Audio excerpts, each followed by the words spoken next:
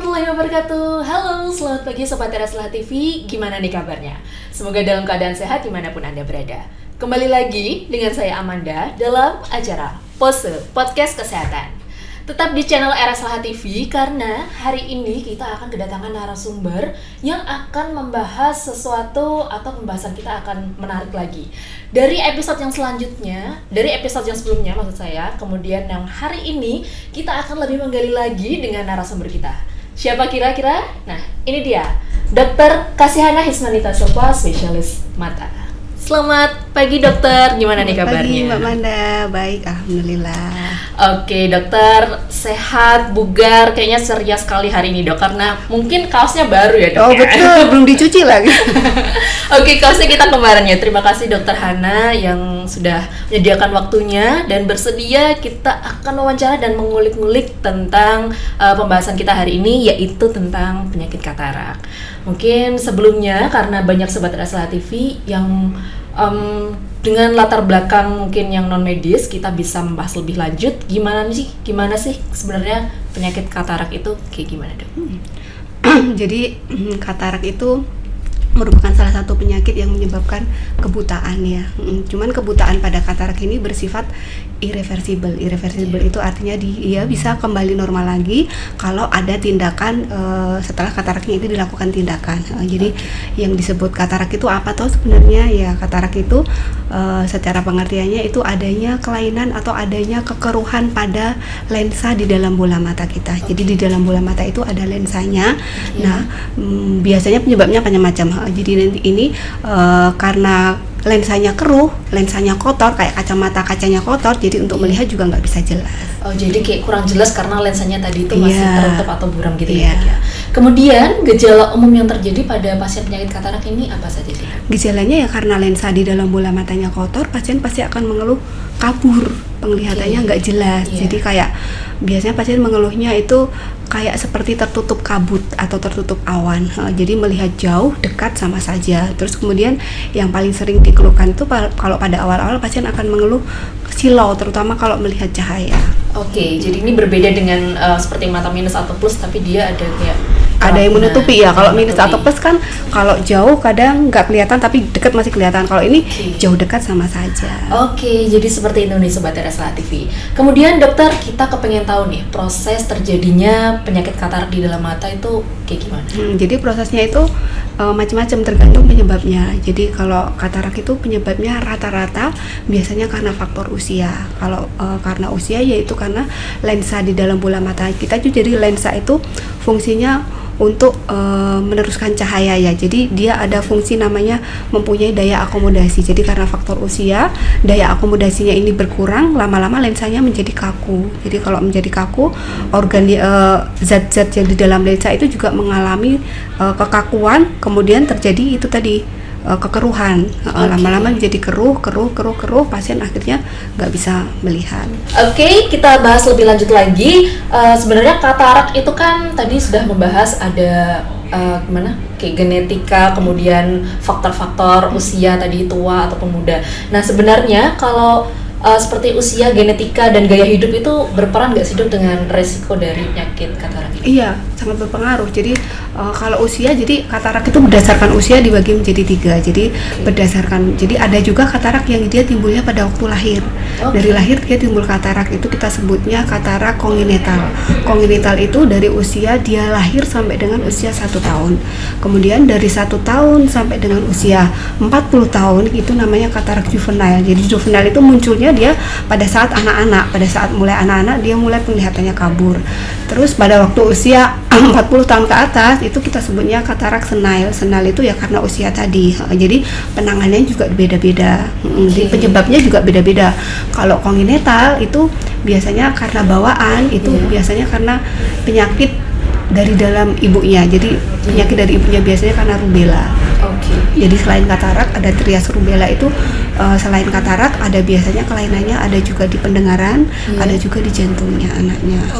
Jadi menjalar kemana-mana gitu ya? Iya, kalau kongenital biasanya namanya sindrom, jadi sindrom rubella. Jadi sindrom itu kumpulan gejala. Jadi nggak cuma matanya aja yang kena. Jadi kalau bayi baru lahir terdeteksi ada katarak, kita wajib mengevaluasi yang lainnya itu tadi, ada apakah jantungnya ada kelainan, apakah pendengarannya juga ada kelainan. Itu kalau yang kongenital. Oke, jadi dari genetika maupun usia itu banyak sekali ya dok. Ya, ya, kalau faktor-faktor genetika itu juga bisa, cuman genetika itu jarang. Yang lebih sering karena usia sama tadi gaya hidup. Gaya hidup itu biasanya, kalau gaya hidup itu berhubungan dengan penyakit. Penyakit itu biasanya yang sekarang penyakit yang sering terjadi katarak itu penyakit gula atau DM ya. Jadi kalau orang DM itu sudah pasti diprediksi berapa tahun, 10, kalau misalnya gulanya tidak terkontrol itu 5 atau 10 tahun sudah pasti dia akan kena ke mata. Salah satunya itu kena ke lensanya, terjadi katarak. Jadi gaya hidup itu mungkin, kalau gula kan mungkin gaya hidup yang makanan ya, makan junk food, sayur kurang, manisnya terlalu banyak kayak gitu. Nah itu dia nih Sobat Raslah TV, tadi sudah dijelaskan dengan Dokter Kasiana bahwa dari faktor usia maupun genetika dan juga gaya hidup ya. Tapi kalau genetika tadi masih agak jarang. Jadi lebih sering adalah faktor usia dan juga dari pola gaya hidup sehari-hari. Kemudian dokter, tadi kita sudah membahas dari faktor, gejala dan lain-lain. Kita akan membahas bagaimana sih dok cara pencegahan penyakit katarak itu tersendiri. Ya, kalau katarak ya tadi, kalau misalnya kongenital kan nggak bisa diapa-apakan ya. Kalau usia berarti biasanya paling sering itu pada orang-orang yang terkena paparan sinar ultraviolet terlalu banyak. Iya, jadi misal orang yang biasa aktivitas di luar terlalu sering, atau kadang cahaya ultraviolet atau cahaya panas yang kena ke mata, itu mempengaruhi metabolisme lensa di dalam lensanya. Jadi atau gaya hidup ya tadi, gaya hidup yang menyebabkan terutama seringnya DM ya, berarti gaya hidup olahraga yang harus bagus, makan sayur buah yang banyak. Terus kalau misalnya keluar di tempat panas ya biar nggak terkena ultraviolet ya berarti pakai pelindung, kacamata anti radiasi ultraviolet, pakai topi, pakai payung atau yang lain-lain. Oke, itu tadi kan kita sudah membahas dari cara pencegahannya dok. Kemudian kita bisa nggak sih dok untuk menyembuhkan dari katarak, dan kalau misalnya itu ada pengobatannya, dia itu lebih bersifat mencegah atau seperti apa? Oh iya, bisa. Jadi kan tadi saya bilang katarak itu irreversible blindness, jadi kebutaan yang bisa dikembalikan, bisa disembuhkan. Jadi kebutaan di mata itu ada yang tidak bisa kembali, buta total, ada yang bisa kembali. Kalau yang bisa kembali ini salah satunya katarak itu tadi. Jadi katarak, kalau tidak semua katarak itu harus dilakukan tindakan. Maksudnya untuk menghilangkan katarak ya, kalau mau hilang ya memang dengan dilakukan tindakan kayak operasi kayak gitu ya. Cuman tidak semuanya harus dioperasi gitu, tergantung gradingnya katarak itu sendiri. Jadi pada waktu sebelum kita melakukan tindakan, kita harus diagnosa dulu masuk kategori yang mana ini kataraknya, apakah dia masih ringan ataukah sedang ataukah kekeruhannya itu sudah berat. Kalau yang masih ringan, tidak mengganggu dia aktivitas, ya nggak masalah, kita bantu biasanya dengan obat-obatan. Cuman obat-obatan ini tidak bisa menghilangkan kotoran atau kekeruhan di dalam lensanya. Pengobatan ini, iya, kekeruhan atau kacanya tadi tidak bisa hilang, kekeruhannya tidak bisa hilang. Pengobatan ini cuma bertujuan untuk menghambat supaya kataraknya dia tidak berjalan dengan cepat atau kekeruhannya tidak bertambah banyak. Dan selama dia masih nyaman, bisa juga dengan dibantu dengan menggunakan kacamata. Jadi tergantung juga tindakan itu tergantung juga kita lakukan dari kebiasaan pasien sehari-hari. Misal orang yang pekerjaannya sering membaca berbeda dengan orang yang pekerjaannya pedagang atau petani, dia kabur sedikit saja pasti, kalau orang dosen atau pengajar biasanya sudah terganggu sekali. Berbeda kan dengan orang yang, kalau yang di luar outdoor biasanya dia sudah katarak pun dia nggak akan mengeluh, dia kabur. Jadi kalau dia sudah parah banget dia baru mengeluh, oh ini kabur, oh ini udah parah nih, berarti harus perlu kita lakukan tindakan. Jadi kalau pada awal-awal itu biasanya kita lakukan pengobatan dulu, terus dibantu dengan kacamata, baru kalau pasien sudah mengeluh, oh ini nggak nyaman, baru dilakukan tindakan. Jadi indikasinya macam-macam. Tetapi beda dengan untuk katarak yang kongenital tadi. Jadi kalau kongenital itu harus secepatnya dilakukan tindakan. Karena apa ya? Jadi karena kalau pada katarak yang kongenital atau bayi baru lahir itu, jadi ada namanya saraf ya. Jadi kalau katarak itu kacanya kan tadi kotor. Nah, ada di belakang kaca itu atau lensa itu ada namanya saraf. Ya, saraf itu kayak saya istilahkan kayak kabel ya, kayak kabel yang menghubungkan antara mata dengan kita, kalau saya istilahkan otak itu kayak mesinnya ya, mesinnya jadi otak. Jadi kabel ini akan berkembang kalau dia kena rangsangan cahaya. Nah, kalau cahaya itu padahal kan dari luar ya. Nah, kalau dia lensanya tertutup atau kacanya kotor, cahaya kan nggak bisa masuk.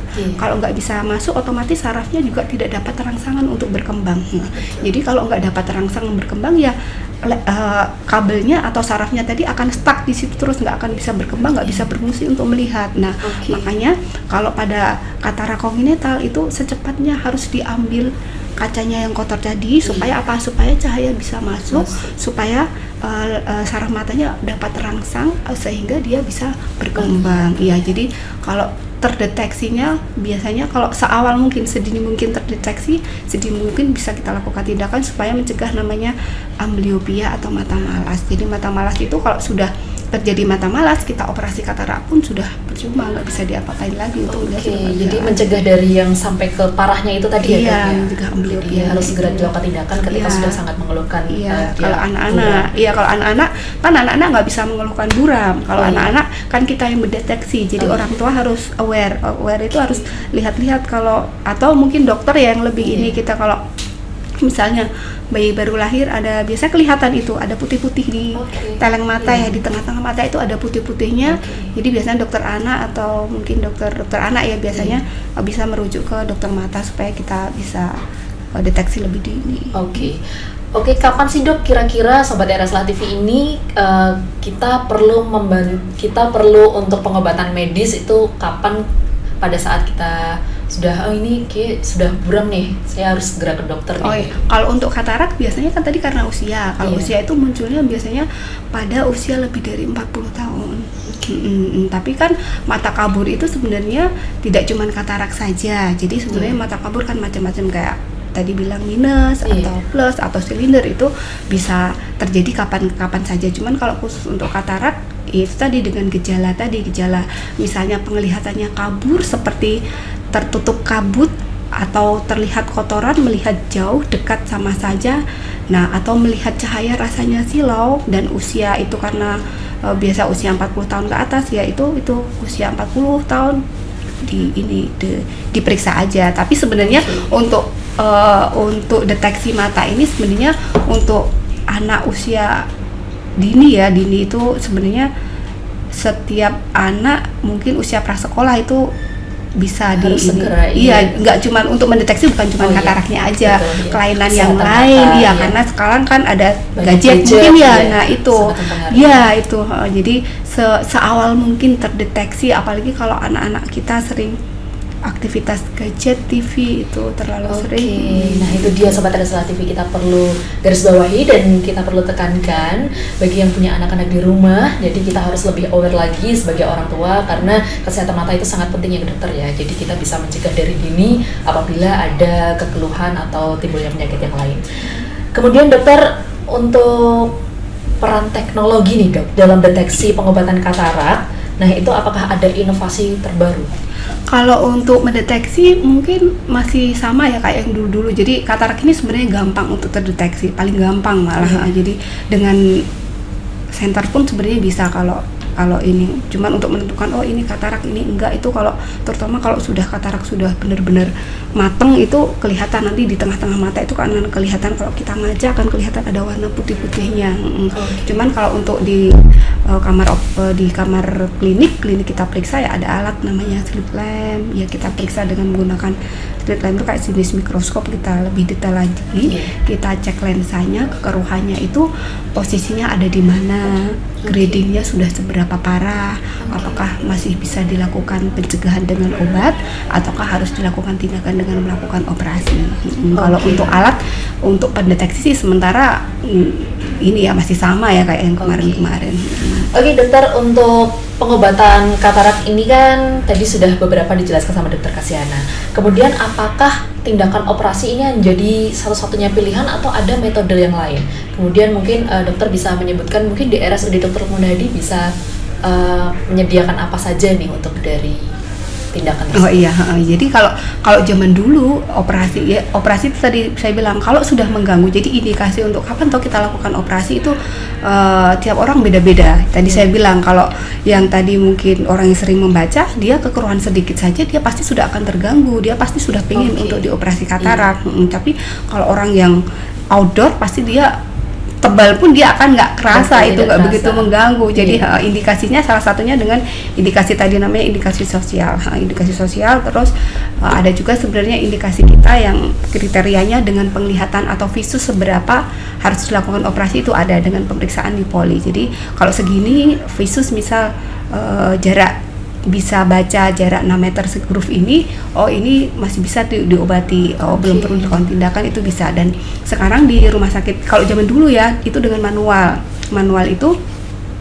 dengan cara kan tadi lensa di dalam bola matanya itu kotor. Nah lensa itu bentuknya kayak bulat ya, jadi kita keluarkan utuh secara lensanya yang kotor tadi dikeluarkan secara utuh dengan dibuat namanya sayatan di insisi. Jadi lebar insisinya itu sekitar 10 mm karena ukuran diameter lensa itu 10 mm. Jadi kita keluarkan lensanya, terus kita masukkan lensa yang bening. Supaya pasien bisa kotor, lensa yang kotor kita ambil, kita ganti lensa yang bening supaya pasien bisa melihat lagi, karena lukanya lebar 10 mm jadi harus dijahit.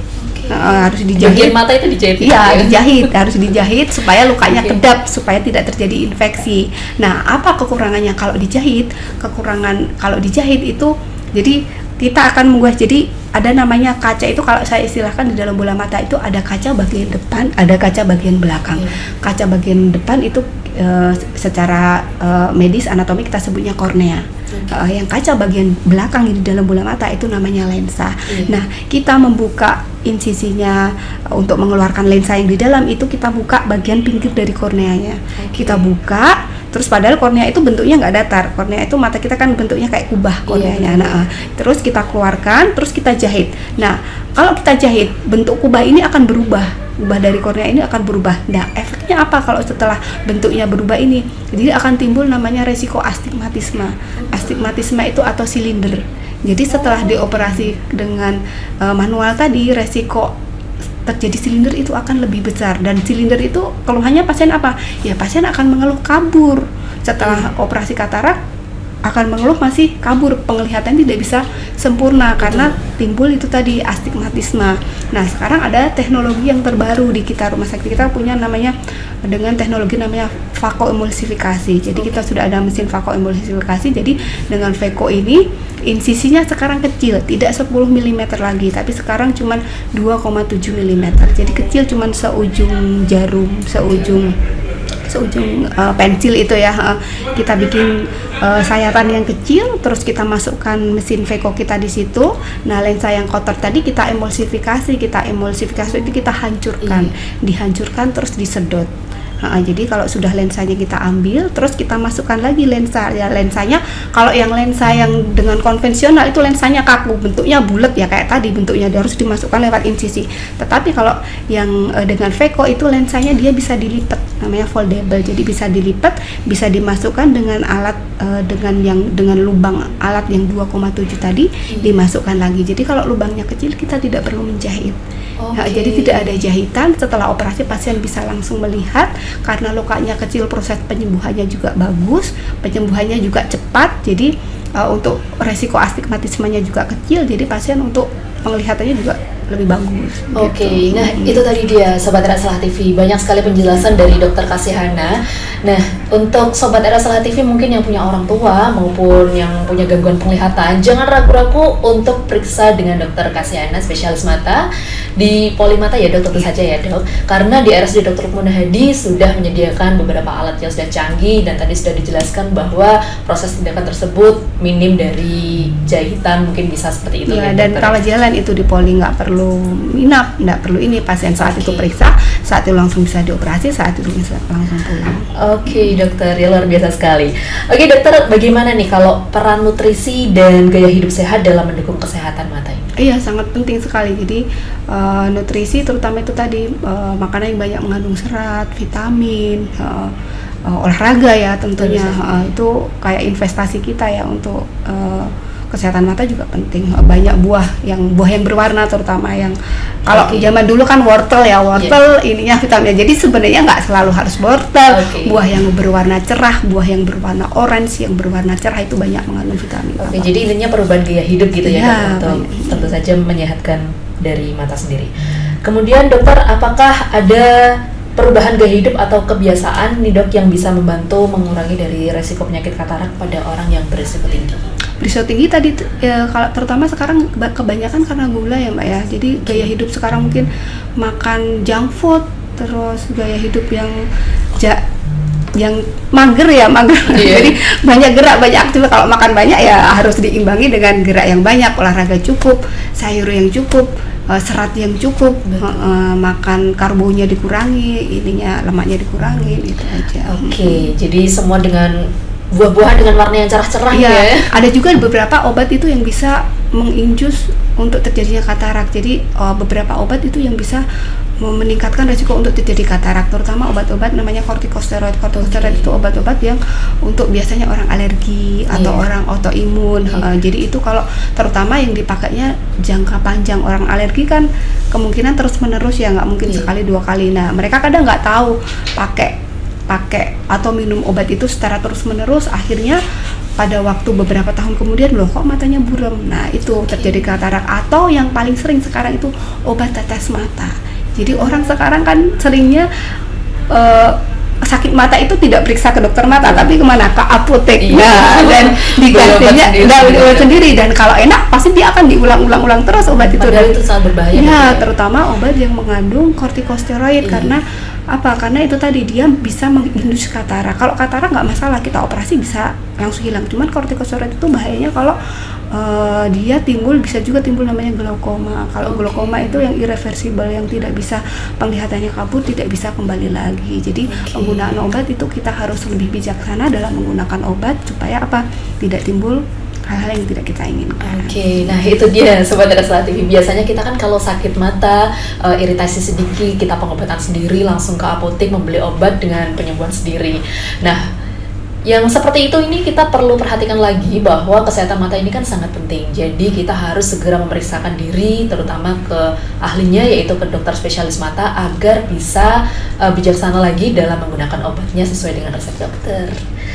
Dokter, untuk bagaimana nih seseorang dapat memilih pengobatan yang paling sesuai untuk kondisi katarak mereka? Apakah ada faktor khusus atau yang lainnya? Kalau pengobatan sih obat-obat biasanya ya katarak sih itu tadi saya bilang cuman bisa mencegah ya. Cuman kalau pasien memang mengeluh kabur, kita periksa. Jadi kita akan grading, kita pilah-pilah. Jadi kataraknya ini masih dalam kategori apa? Misalnya dalam kategori ringan masih bisa diobati, ya kita obati saja. Sama itu tadi, kita hindari atau kita eliminasi faktor predisposisinya, faktor penyebabnya. Karena katarak ini kita cari tahu dulu penyebabnya karena apa. Misal karena gula, ya selain matanya diobati, gulanya juga diobati. Misal karena penggunaan kortikosteroid, ya kita kerjasama dengan dokter penyakit dalam. Sebenarnya ada dosis yang aman, dosis segini itu masih bisa ditolerir nggak penggunaannya, karena kalau terus menerus dan jangka panjang kan itu tadi kataraknya tambah tebal. Atau bisa juga karena trauma. Bisa juga trauma itu yang tadi belum saya bilang ya. Jadi trauma itu misal kebentur atau luka yang kena di mata. Kalau luka benturannya terlalu keras atau luka tembus yang kena ke lensanya jadi pecah, sudah pasti dalam waktu beberapa bulan atau minggu pasti timbul katarak. Atau kalau benturannya tidak terasa, dia tidak merasa awal-awal, dia tidak merasa kabur, tapi di lensa itu ada namanya penggantungnya lensa. Jadi kalau benturannya terlalu keras, penggantungnya itu juga lepas. Kalau lepas, posisi lensanya juga bergeser. Biasanya kalau selain bergeser, nutrisinya yang ke lensanya juga akan terganggu. Lama-lama juga dia akan timbul katarak. Kalau memang karena trauma, yang karena tadi lensanya pecah atau terjadi pergeseran, ya secepatnya itu harus kita lakukan tindakan. Tetapi kalau misal karena usia itu tadi, pasien masih nyaman, kita obati nggak apa-apa. Tapi kalau memang sudah tebal, ya perlu kita lakukan tindakan secepatnya. Karena apa? Karena kalau katarak itu ada namanya komplikasinya. Jadi kalau pun tidak diambil, itu lama-lama akan timbul namanya, kalau katarak yang namanya dia imatur itu sebenarnya dia kataraknya masih tipis, tapi dia bisa timbul namanya. Jadi kalau pada katarak imatur itu di dalam lensa itu namanya ada tekanan osmolaritas. Jadi terjadi perubahan osmolaritas di sini. Jadi osmolaritasnya menjadi lebih rendah sehingga dia akan menyerap cairan. Jadi cairan yang di luar itu akan terserap ke dalam lensa sehingga lensanya menjadi membesar. Kalau membesar dia akan menghambat namanya saluran air mata di dalam bola matanya akan terhambat sehingga timbul namanya glaukoma. Nah, kalau glaukoma jadi cokot-cokot, iya. Jadi salah satunya glaukoma itu penyebabnya karena katarak yang tadi yang lensanya membesar. Kalau sudah timbul glaukoma kan pasien pasti kemeng, cokot-cokot, nyeri, pasien kesakitan. Ya kalau sudah seperti itu ya harus emergensi. Secepatnya kita lakukan tindakan, kita ambil lensanya supaya dia saluran air matanya normal, pasien bisa melihat lagi. Atau yang katarak sudah terlalu matang. Jadi kalau terlalu matang pun sebenarnya juga bisa timbul komplikasi kalau nggak diambil. Karena apa? Jadi kalau terlalu matang itu istilahnya karena biasanya pada pasien yang sudah usia tua ya, jadi terjadi proses degenerasi jadi dari lensanya, termasuk degenerasi dari anatomi lensanya. Jadi lensanya itu pembungkusnya atau kapsulnya itu lama-lama jadi rapuh. Kalau rapuh terus di dalam lensa itu sebenarnya dia bentuknya kayak keras. Ada bantalannya namanya kortek, itu bentuknya kayak lunak, kayak bantal, di dalamnya itu nukleusnya keras. Nah, bantalannya ini atau korteknya ini akan mencair. Kalau cair karena dia pembungkusnya itu rapuh, cairannya ini akan keluar. Kalau akan keluar sama dia akan menyumbat saluran air mata juga. Kalau menyumbat saluran air mata sama tadi akan terjadi glaukoma juga. Cuman glaukomanya jenisnya yang berbeda. Kalau yang seperti ini ya sama, emergensi, harus cepatnya dilakukan tindakan. Iya, tapi kalau masih bisa dipertahankan, pasien masih mau mempertahankan, ya kita ini nggak apa-apa gitu. Iya. Oke dokter, kita nggak terasa nih sudah di penghujung acara. Nah mungkin dokter ada pesan-pesan khusus nih untuk para sobat RSLA TV di rumah. Untuk sobat RSLA TV di rumah, kalau misal ada keluhan yang seperti saya sebut tadi, misal gejala mata kabur atau penglihatannya silau kalau melihat cahaya, lebih baik alangkah bagusnya untuk diperiksakan ke vaskes terdekat supaya kalaupun ada katarak atau penyakit lain bisa terdeteksi lebih dini sehingga untuk kebutaan atau penyakit yang lain bisa dicegah. Oke, itu dia sobat RSLA TV, kita nggak kerasa ya sudah ada di penghujung acara. Tadi Dokter Kasiana sudah menerangkan berbagai cara pencegahan, kemudian gejala-gejalanya, dan bahkan sampai ke cara pengobatannya. Jadi untuk para sobat RSLA TV, jangan ragu lagi untuk selalu memeriksakan kesehatan mata Anda di RSUD Dr. Mundadi dengan Dokter Kasiana spesialis mata. Oke, saya Amanda mohon undur diri, kemudian Dokter Kasiana juga mohon undur diri. Saksikan untuk di episode pose berikutnya karena akan ada pembahasan yang lebih menarik lagi tentu saja. Jangan lupa untuk subscribe, like, dan komen. Wassalamualaikum warahmatullahi wabarakatuh. Salam sehat.